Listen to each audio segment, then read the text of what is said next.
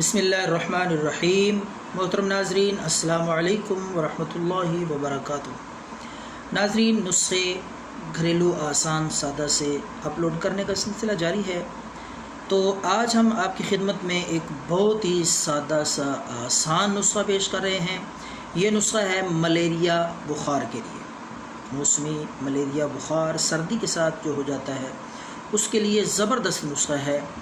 इंशाअल्लाह 2 या 3 खुराक देने से मुकम्मल तौर पर मलेरिया बुखार से आराम आ जाएगा।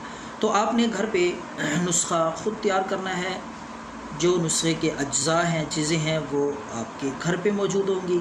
तो आपने नमक ले लेना है, खुर्दनी नमक, आम जो घर में हंडिया में इस्तेमाल करते हैं, सफ़ेद नमक थोड़ा सा लेकर वो आपने तवे पे भून लेना है। 2 चम्मच नमक ले लें, तवे पे रख के हल्की आंच पे उसको भून लें।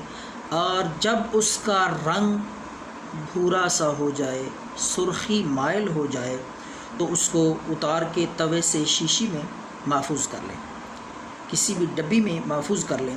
उसके बाद दूसरा मरला है इस नुस्खे का, दूसरा जुज़ है 1 किलो पानी आपने ले लेना है। 1 किलो पानी लेकर उसको अच्छी तरह उबालें। जब उबाले आ जाएं तो उसको उतार लें और ठंडा होने दें। जब पानी ठंडा हो जाए तो 1 गिलास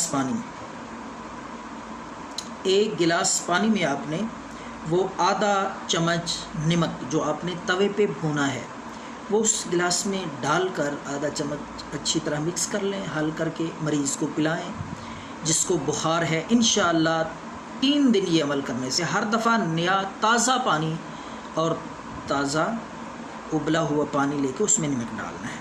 तो दिन में 3 दफ़ा ये पिलाना है। एक दिन में 3 दफ़ा, सुबह दोपहर शाम, और 3 दिन तक ये नुस्खा इस्तेमाल करें। इंशाअल्लाह मलेरिया बुखार से मुकम्मल तौर पे आराम आ जाएगा। दुआओं में याद रखें। अल्लाह।